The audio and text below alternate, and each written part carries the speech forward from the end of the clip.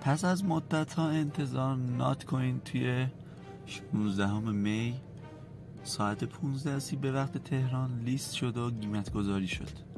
اگه میخوای نات کوین ها تو رو برداشت کنی و نقدشون کنی، این ویدیو رو به شما از دست نده. لایک و کامنت و ساب یادتون نره. بریم سراغ ادامه ویدیو.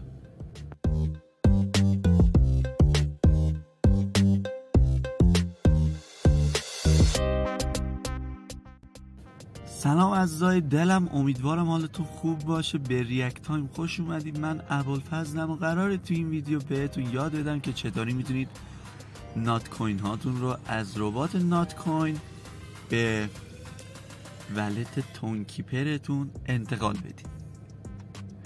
این سری ویدیوی برداشت نات کوین چند پارتیه. توی ویدیو اول بهتون یاد بدم که نات کوین هاتون رو از ربات نات کوین به کیف پول تونکیپرتون انتقال بدین و توی ویدیوهای بعدی روش‌های مختلف برداشت و نقد کردن توکن نات رو بهتون آموزش میدم. اولین کاری که باید انجام بدید وقتی که وارد ربات نات کوین شدین، کیف پولتون رو باید به این ربات وصل کردین که توی ویدیوهای قبلی این رو بهتون آموزش دادم و آموزش ساخت کیف پول تونکیپر رو هم بهتون قبلا یاد داده بودم. لینکش رو این بالا ویدیوش براتون میاد، توی توضیحات ویدیو هم میذارم که بتونید این کار رو انجام بدید.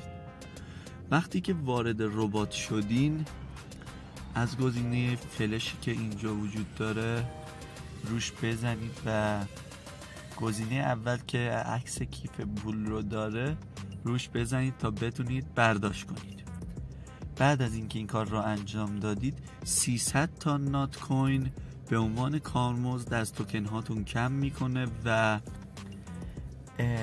یه پیامی بهتون میفرسته که بعد از 24 ساعت تراکنش شما انجام میشه و نات کوین هاتون مستقیما به کیف پول تونکیپرتون که به نات کوین بس کرده بودید انتقال پیدا میکنه.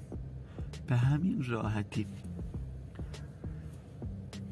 حدوداً بعد نیم ساعت 1 ساعت بستگی به شبکه داره که شلوغ باشه یا آرام، نات کوین هاتون واریز میشه به تونکیپرتون